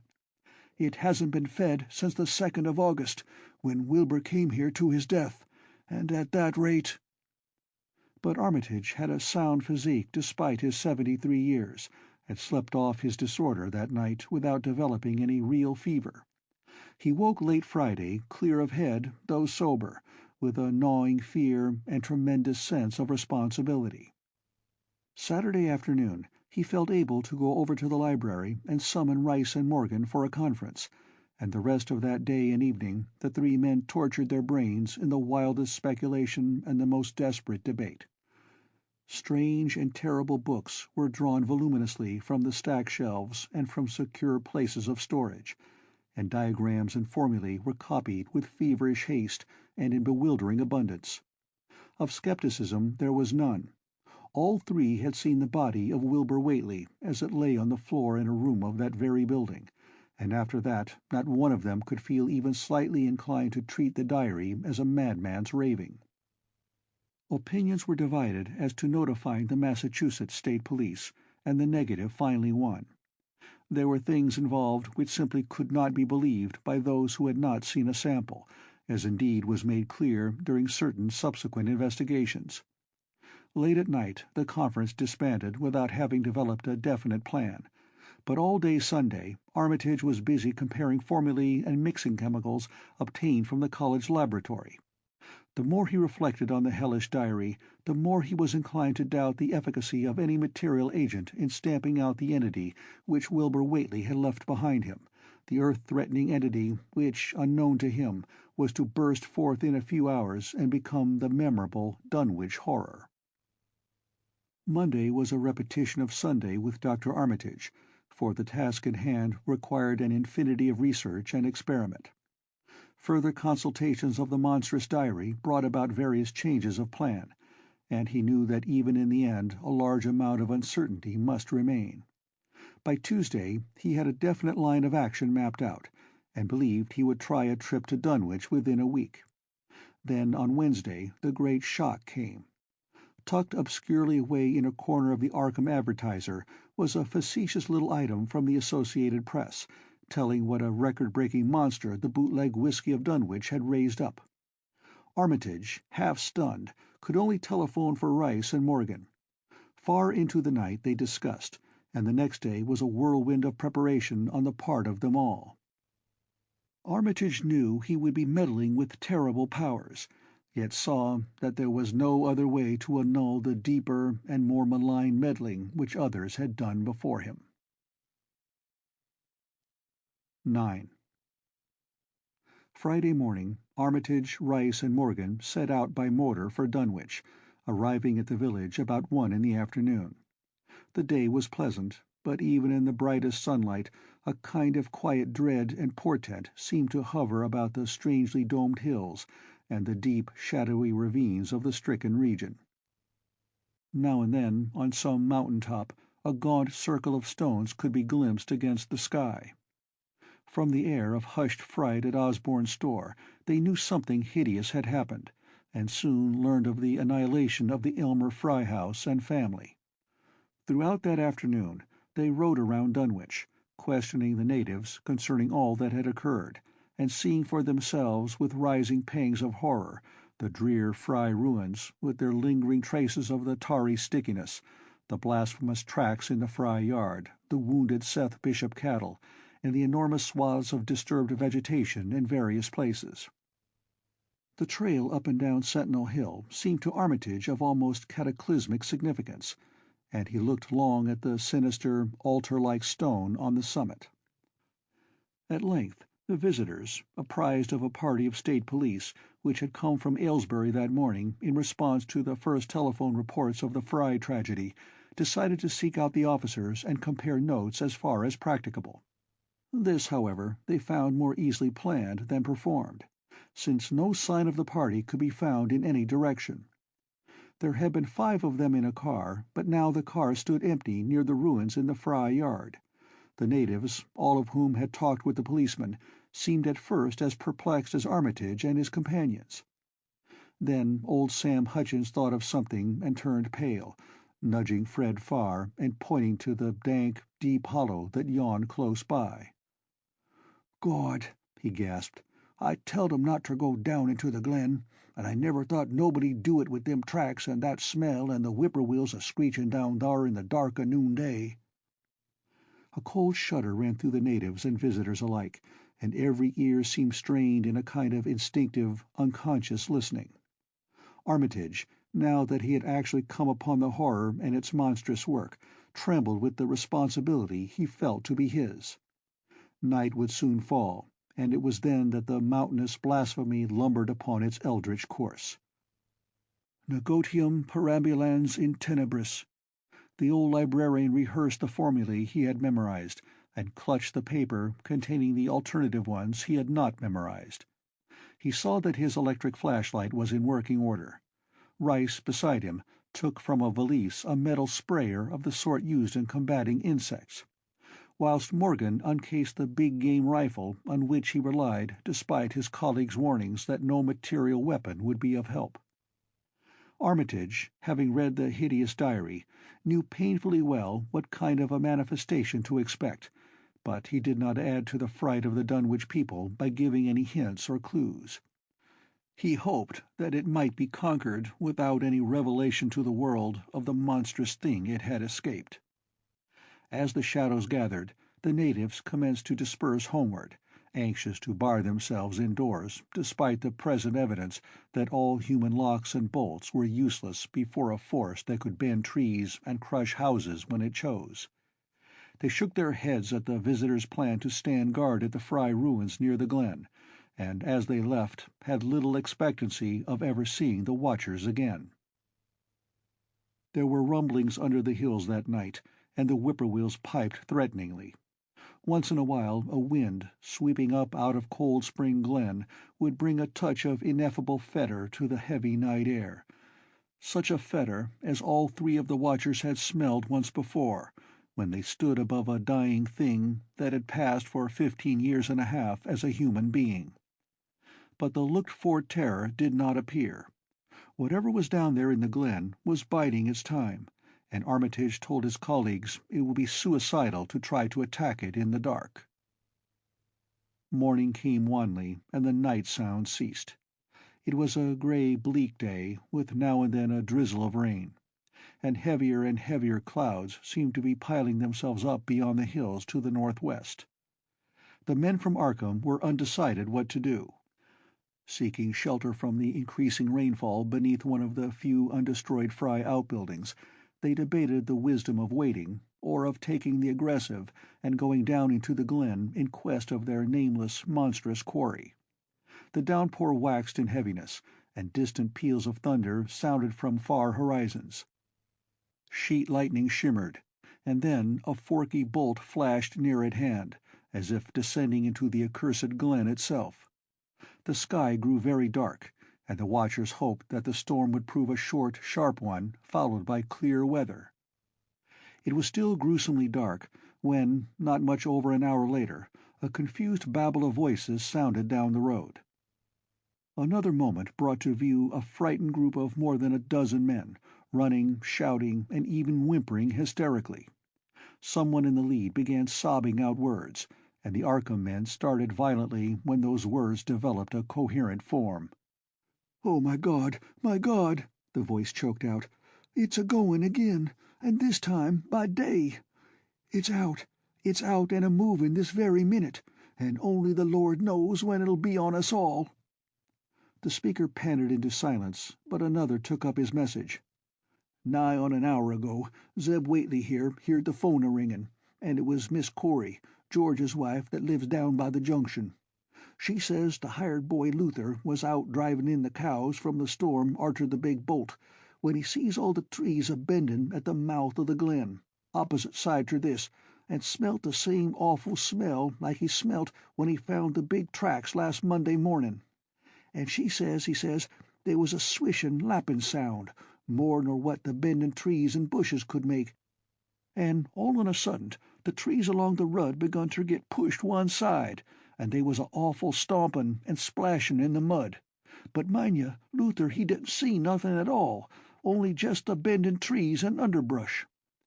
Then, fur ahead, where Bishop's Brook goes under the rud, he heard a awful creaking and straining on the bridge, and says he could tell the sound of wood a-starting to crack and split. And all the whiles he never see a thing, only them trees and bushes a-bending. And when the swishing sound got very fur off, on the rud towards Wizard Whately's and Sentinel Hill, Luther he had the guts ter step up where he heard it fust and look at the ground. It was all mud and water, and the sky was dark, and the rain was wiping out all tracks about as fast as could be. But beginning at the glen mouth, where the trees bed moved, they was still some of them awful prints, big as barrels, like he seen Monday." At this point the first excited speaker interrupted. "But that ain't the trouble now. That was only the start. Zeb here was calling folks up, and everybody was a-listening in when a call from Seth Bishop's cut in. His housekeeper, Sally, was carrying on fit to kill.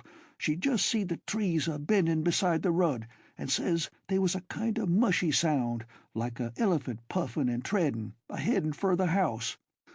Then she up and spoke sudden of a fearful smell, and says her boy Chancey was a-screaming as how it was just like what he smelt up to the Whately ruins Monday morning, and the dogs was all barking and whining awful.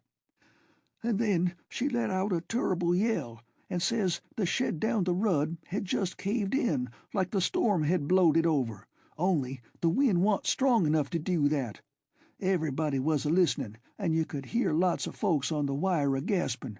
All to once, Sally she yelled again, and says the front yard picket fence bed just crumpled up, though they wa'n't no sign of what done it. Then everybody on the line could hear Chancey and old Seth Bishop a-yelling too, and Sally was shrieking out that something heavy had struck the house, not lightning nor nothing, but something heavy agin the front, that kept a launching itself again and again, though you couldn't see nothing out the front winders. And then, lines of fright deepened on every face, and Armitage, shaken as he was, had barely poise enough to prompt the speaker.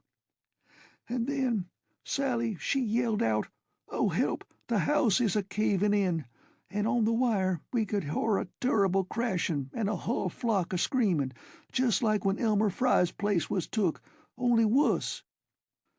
The man paused, and another of the crowd spoke. "That's all. Not a sound nor squeak over the phone arter that. Just still like. We that heerd it got out Fords and wagons and rounded up as many able-bodied menfolks as we could get at Corey's place, and come up here ter see what you thought best ter do. Not but what I think it's the Lord's judgment for our iniquities, that no mortal can ever set aside." Armitage saw that the time for positive action had come, and spoke decisively to the faltering group of frightened rustics. "We must follow it, boys." He made his voice as reassuring as possible. "I believe there's a chance of putting it out of business. You men know that those Whateleys were wizards. Well, this thing is a thing of wizardry, and must be put down by the same means. I've seen Wilbur Whately's diary, and read some of the strange old books he used to read, and I think I know the right kind of spell to recite to make the thing fade away.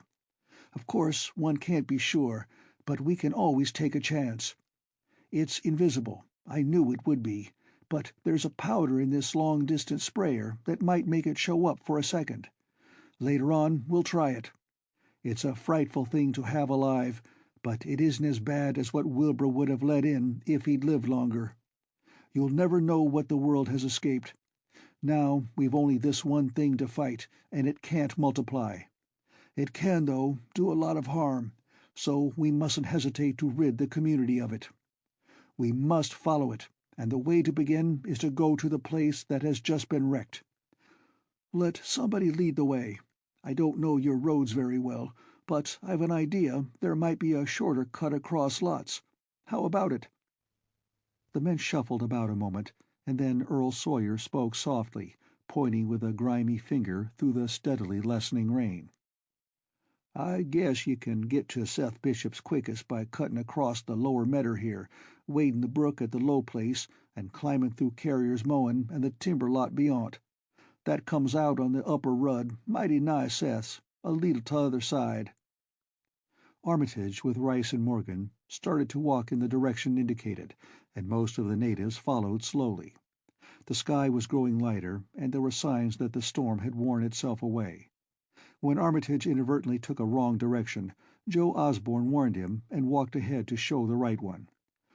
Courage and confidence were mounting, though the twilight of the almost perpendicular wooded hill which lay toward the end of their short-cut, and among whose fantastic ancient trees they had to scramble as if up a ladder, put these qualities to a severe test.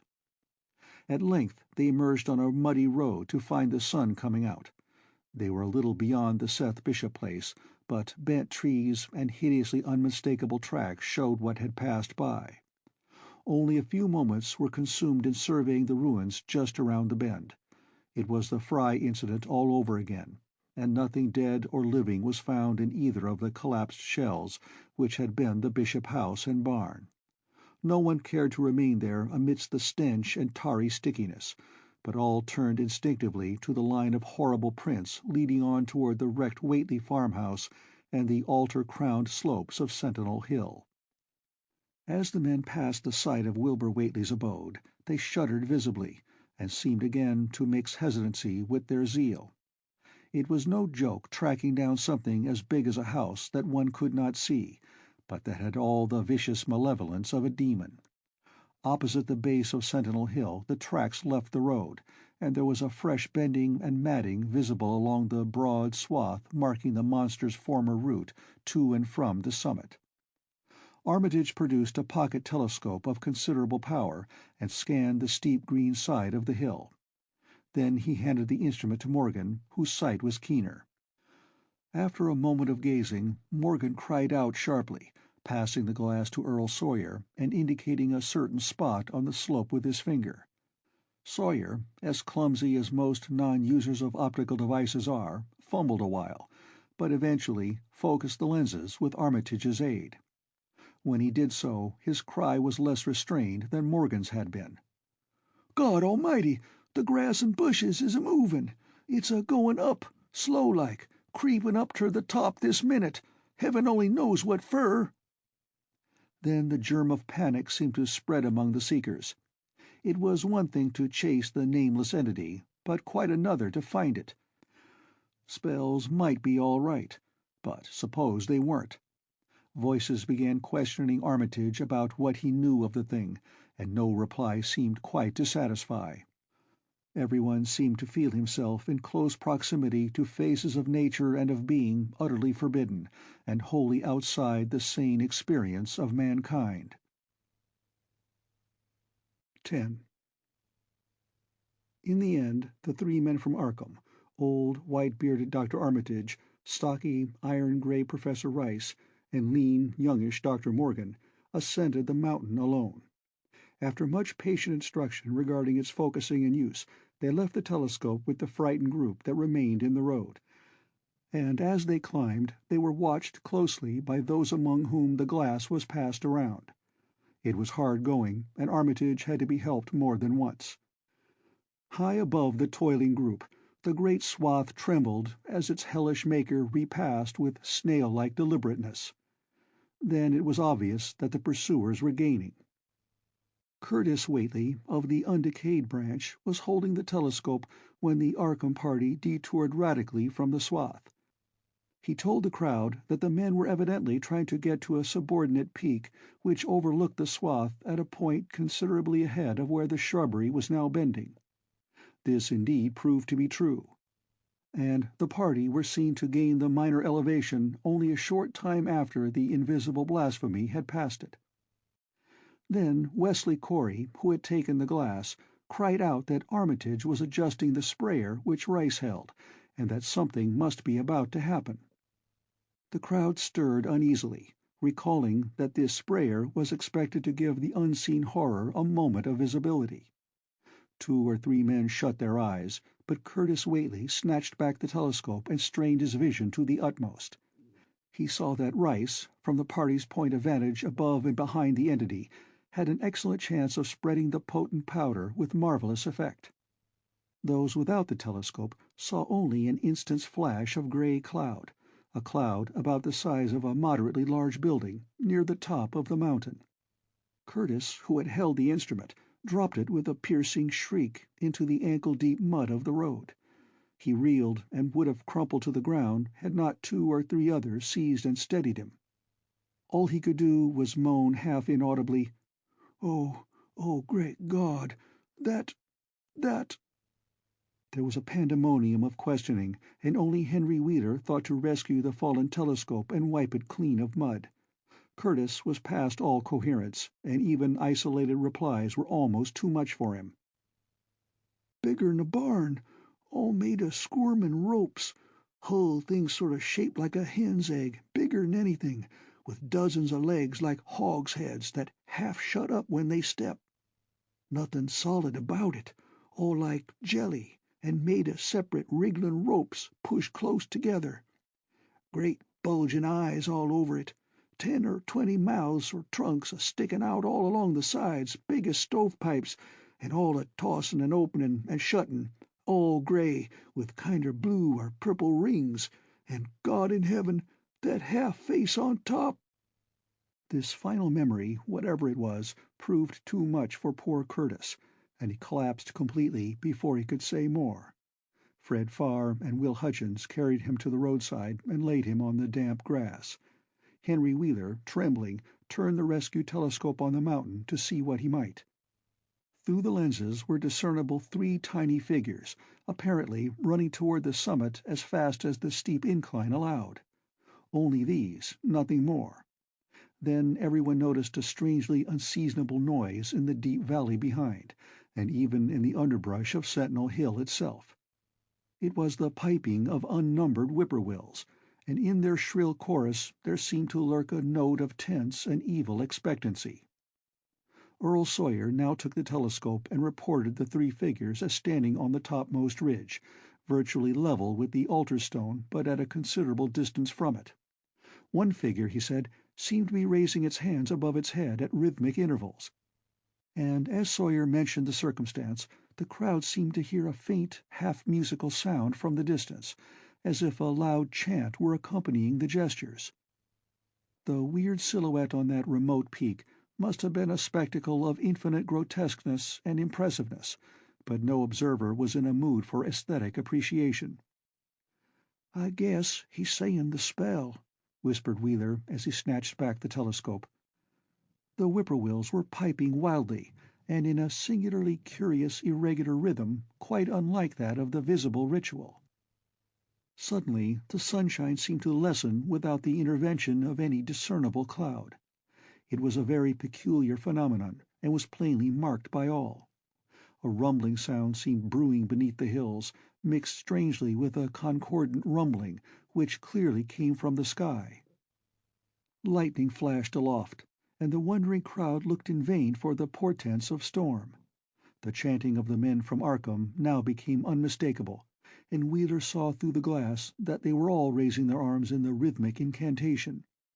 From some farmhouse far away came the frantic barking of dogs. The change in the quality of the daylight increased, and the crowd gazed about the horizon in wonder. A purplish darkness, born of nothing more than a spectral deepening of the sky's blue, pressed down upon the rumbling hills.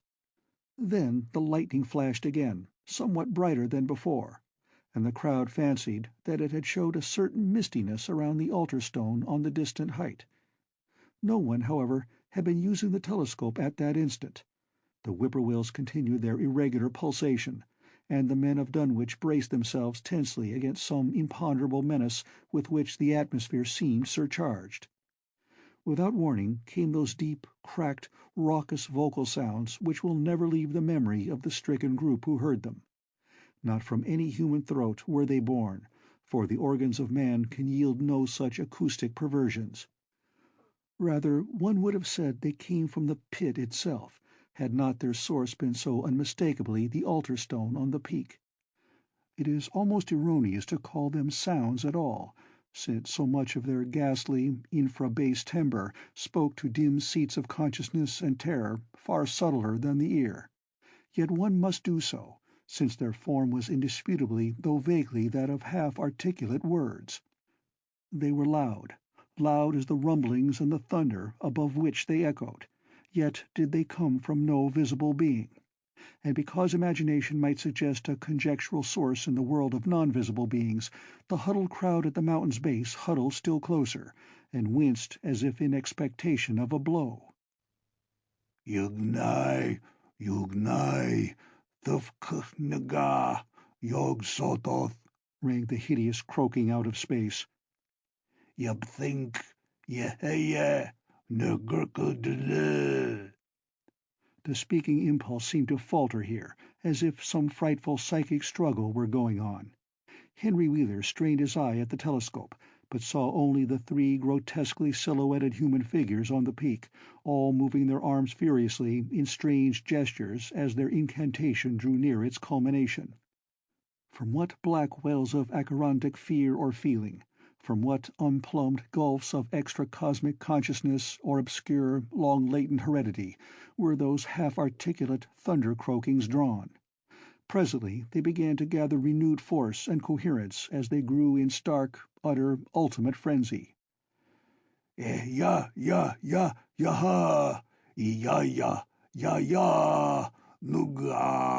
nuga, yo, help,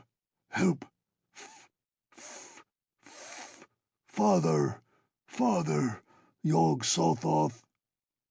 But that was all.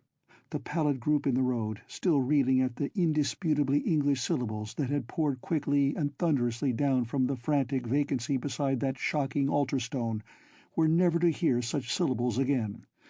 Instead, they jumped violently at the terrific report which seemed to rend the hills, the deafening, cataclysmic peal whose source, be it inner earth or sky, no hearer was ever able to place. A single lightning bolt shot from the purple zenith to the altar stone, and a great tidal wave of viewless force and indescribable stench swept down from the hill to all the countryside. Trees, grass, and underbrush were whipped into a fury, and the frightened crowd at the mountain's base, weakened by the lethal fetter that seemed about to asphyxiate them, were almost hurled off their feet. Dogs howled from the distance. Green grass and foliage wilted to a curious, sickly yellow-gray, and over field and forest were scattered the bodies of dead whippoorwills. The stench left quickly, but the vegetation never came right again. To this day there is something queer and unholy about the growths on and around that fearsome hill. Curtis Whately was only just regaining consciousness when the Arkham men came slowly down the mountain in the beams of a sunlight once more brilliant and untainted. They were grave and quiet, and seemed shaken by memories and reflections even more terrible than those which had reduced the group of natives to a state of cowed quivering. In reply to a jumble of questions, they only shook their heads and reaffirmed one vital fact. "The thing has gone forever," Armitage said. "It has been split up into what it was originally made of, and can never exist again. It was an impossibility in a normal world. Only the least fraction was really matter in any sense we know. It was like its father, and most of it has gone back to him in some vague realm or dimension outside our material universe. Some vague abyss out of which only the most accursed rites of human blasphemy could ever have called him for a moment on the hills." There was a brief silence, and in that pause the scattered senses of poor Curtis Whately began to knit back into a sort of continuity, so that he put his hands to his head with a moan. Memory seemed to pick itself up where it had left off, and the horror of the sight that had prostrated him burst in upon him again. "Oh, oh, my God! That half-face! That half-face on top of it! That face with the red eyes and crinkly albino hair, and no chin, like the Whateleys. It was a octopus, centipede, spider kind of thing, but they was a half-shaped man's face on top of it, and it looked like Wizard Whately's, only it was yards and yards across." He paused exhausted, as the whole group of natives stared in a bewilderment not quite crystallized into fresh terror. Only old Zebulon Whately, who wanderingly remembered ancient things, but who had been silent heretofore, spoke aloud. 15 year gone," he rambled. "I heerd old Whately say as how some day we'd hear a child o' old Lavinia's a-callin' its father's name on the top o' Sentinel Hill." But Joe Osborne interrupted him to question the Arkham men anew. "What was it, anyhow? And however did young Wizard Whately call it out of the air it come from?" Armitage chose his words carefully. "It was, well, it was mostly a kind of force that doesn't belong in our part of space, a kind of force that acts and grows and shapes itself by other laws than those of our sort of nature. We have no business calling in such things from outside, and only very wicked people and very wicked cults ever try to. There was some of it in Wilbur Whately himself, enough to make a devil and a precocious monster of him, and to make his passing out a pretty terrible sight. I'm going to burn his accursed diary, and if you men are wise, you'll dynamite that altar stone up there and pull down all the rings of standing stones on the other hills. Things like that brought down the beings those Whateleys were so fond of, the beings they were going to let in tangibly to wipe out the human race and drag the earth off to some nameless place for some nameless purpose. But as to this thing we've just sent back, the Whateleys raised it for a terrible part in the doings that were to come. It grew fast and big from the same reason that Wilbur grew fast and big, but it beat him because it had a greater share of the outsideness in it. You needn't ask how Wilbur called it out of the air. He didn't call it out. It was his twin brother, but it looked more like the father than he did." The end of The Dunwich Horror by H. P. Lovecraft.